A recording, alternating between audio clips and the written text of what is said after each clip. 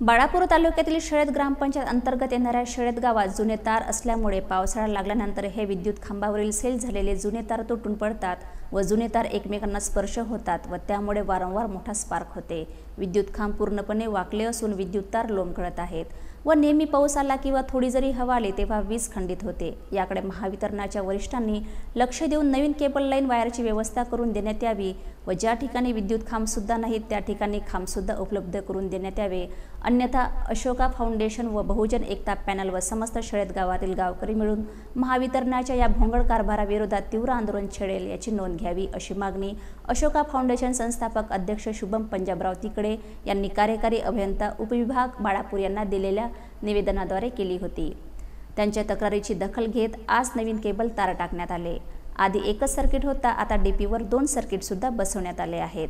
बहुजन एकता panel शाळेचे अध्यक्ष शुभम पंजाबराव तिडके यांच्या मागणीला यश आले असून शेळद गावातील नागरिकांनी शुभम तिडके यांचे आभार मानून त्यांच्या कार्याचे कौतुक केले आहे।